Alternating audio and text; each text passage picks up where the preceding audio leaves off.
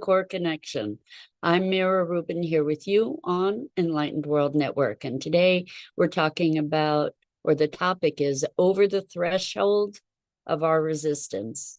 So when we step beyond our resistance, we can step into our dreams and create a whole new trajectory for our lives at any given moment. And we're going to be talking about that. But before we get started, let's take a minute or two to get present. Let's take a deep breath in through your nose and hold it. And imagine clean, crisp oxygen flooding your lungs, flowing into your bloodstream, nourishing all your cells, all your organs, bringing vital life energy to your body and being. And as you exhale any tension, stress, negativity, fatigue. And now let's take another deep breath in through your nose and hold it. This time, imagine brilliant, bright light lighting you up from the inside out, illuminating, electrifying, and energizing all your cells, your molecules, your electrons, creating a brilliant beam of light and energy from your heart out into the world. And as you exhale any remaining tension, stress, negativity, fatigue. And now let's press our palms together. Vigorously rub your hands together to feel the friction, the temperature, the pressure, the motion, the tickling and tingling when you stop, and allow all those sensations to bring you present right here, right now, into this remarkable physical form that enables us to experience life. Welcome, welcome, welcome. So, good morning, Rosalind. How wonderful to start the day with you. Welcome. It's great to have you here and everybody else who's joining us. And we're talking about over the threshold of our resistance. So, what happens for so many of us, myself included, is that we get caught up in the current of our lives, just this continuity that essentially puts blinders on us so that we don't entertain other possibilities. And I can understand where there's sort of a survival factor to that in its way, given that we need to focus our attention to accomplish the things that we're accomplishing in our lives. However, what happens is we often end up dreaming dreams that we never really entertain, or maybe we don't even allow ourselves the luxury of dreaming those dreams at all. And we just get caught up in the current, and life just sort of pulls us along, or we flow along with it without ever getting a bird's eye view of what the life is that we're creating. And it's very different to be actively engaged in creating life from just allowing life to unfold. I think that there's maybe those are two I don't mean to be making a polarity, but I think that there's a collaboration possibility between allowing life to unfold and creating life, that we can be active participants rather than just sort of going numb or unconscious to the content of our lives. We can get so caught up in the doing of our lives that we don't, it becomes sort of a micro focus, and we can't see the different choice points, the different trajectories that might be available to us. And so this conversation is coming up because I'm talking or looking at and actually choosing to engage in a long-standing dream of mine. I have been I'm using my example just so maybe you can apply it in your life for what your dreams are. But for years and years and years, I've dreamt of RV life, and I've been looking at camper vans for forever, and even designing one. And the thing is that I've never spent time in an RV or a camper van. So, here I have this long-standing dream. I've been trying to move toward that, and I never really actually tested the dream. And so I have made arrangements to rent a camper van and go on a trip to a place that I have been thinking is a place that I want to live. So I also want to be exploring that place more deeply to see if it really truly resonates for me, and making sort of laying the ground or doing the research for potential life decisions, which are expressions of very, very long-standing dreams. And what I've noticed, why we're talking about stepping over the threshold of resistance, is sometimes it feels like you need a pry bar to get yourself out of the regular flow of life. And as I was entertaining actually doing this, which I am doing, I have set it up, and I'm leaving for this adventure on Monday, or Tuesday actually, but I'm prepping for it on Monday.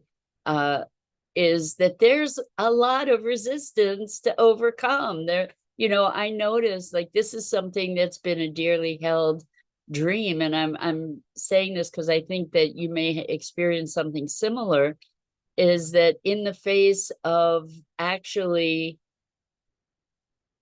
making the dream a reality or stepping into action in relationship to that dream or vision, what I notice for myself is there's a lot of nervousness, hesitation. We could even say fear, maybe that the dream is going to pan out to be a disaster, in which case then that dream that I've held, it just sort of dissolves. That's one part of it. And also, like, how I have to really lift myself out of the status quo of my life in order to make this thing a reality, or at least explore the reality of it. And so noticing this anticipation, there's an anticipation, excitement, and also fear, or nervousness, about anxiety about doing it, like, because it's completely unknown. I noticed that it's taking a persistent reset. It's taking bringing myself back to center again and again and saying, yes, I'm going to do this. And noticing the resistance, the resistance that's there saying, maybe you just want to keep things the status quo. Maybe you just want to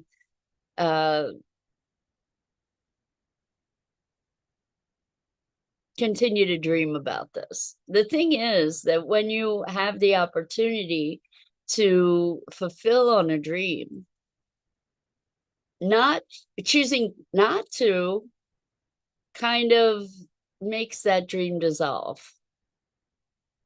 And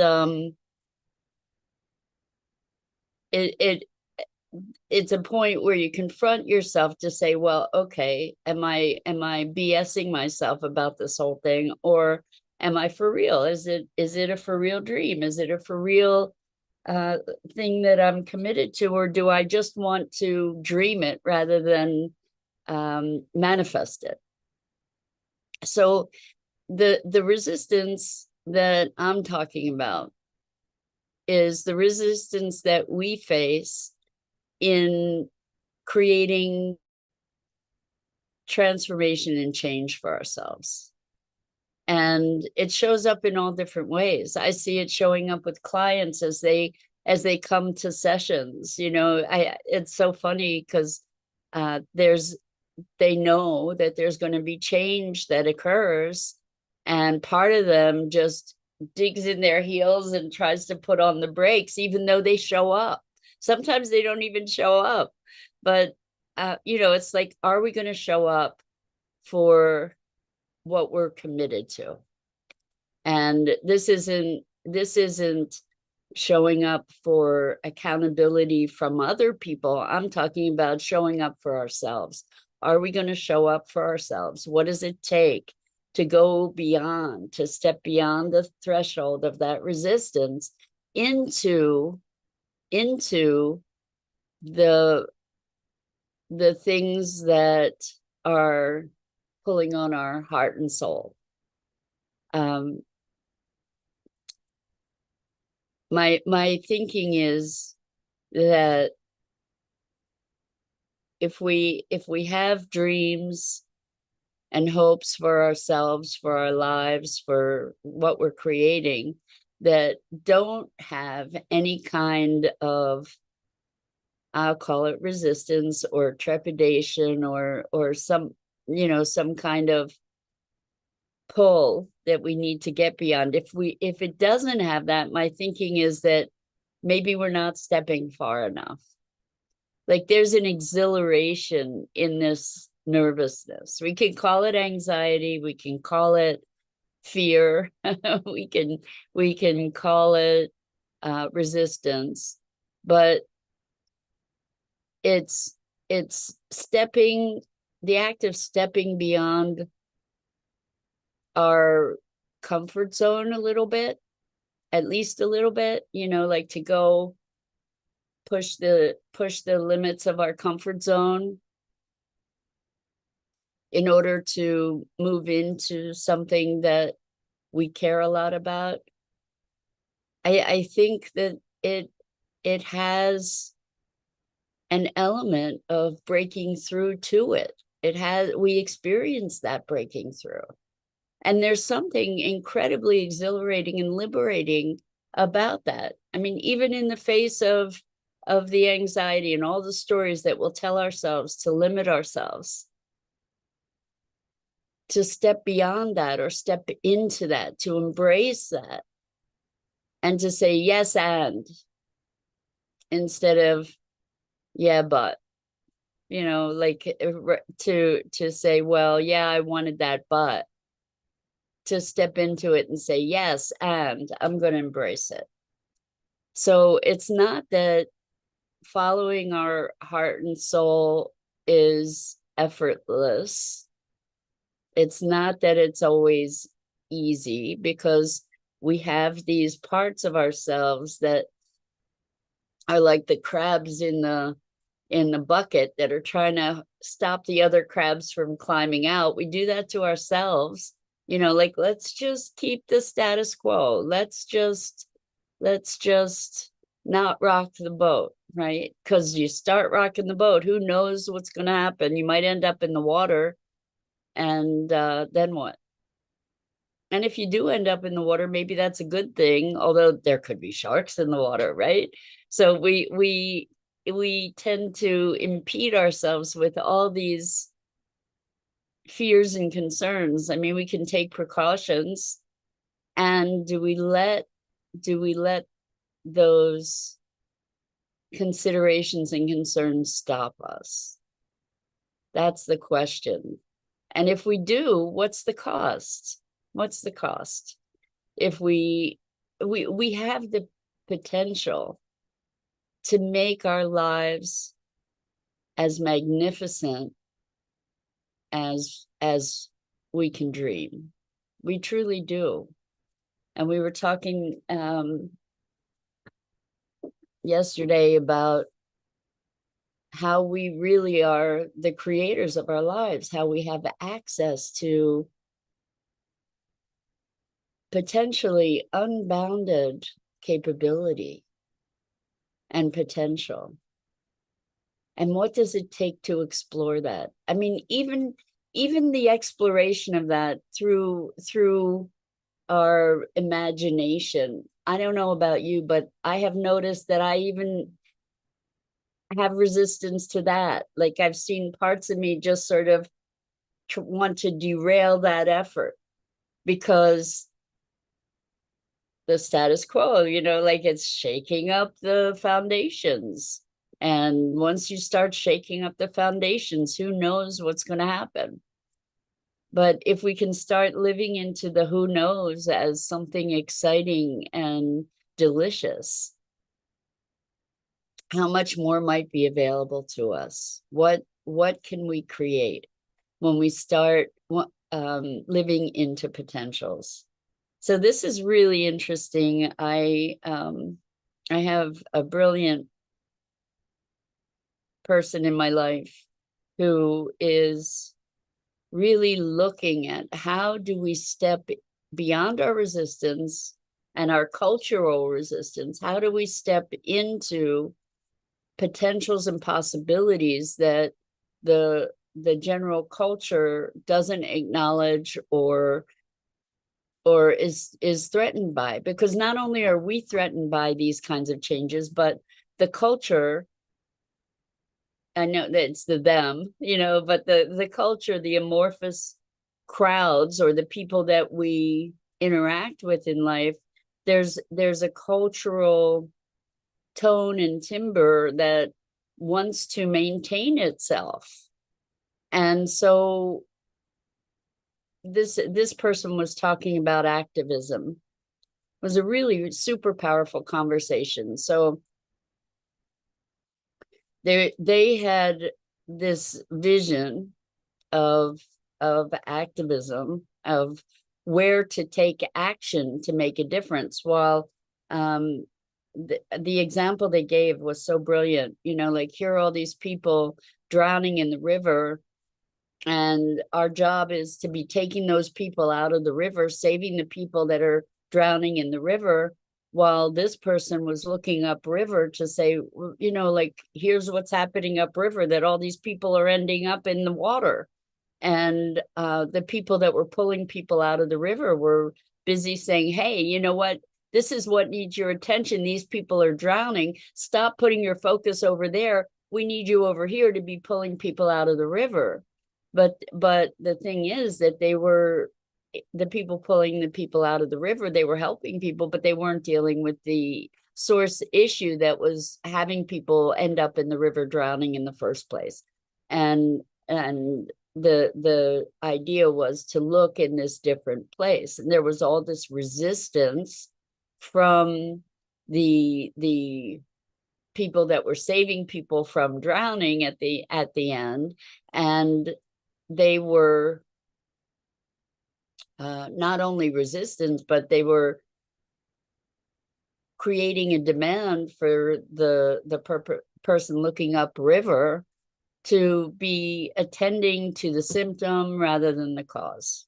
Okay, there was this resistance, and the crabs in the bucket kind of thing, where we try individually, even with ourselves, but also culturally, to kind of keep things in the status quo, even when the status quo isn't serving its best purpose.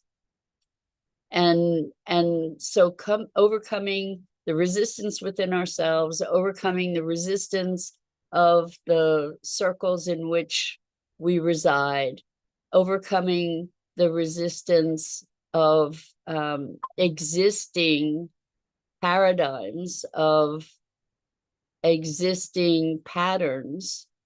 It's a big thing for us to be able to do that. And there's unbounded potential on the other side of that.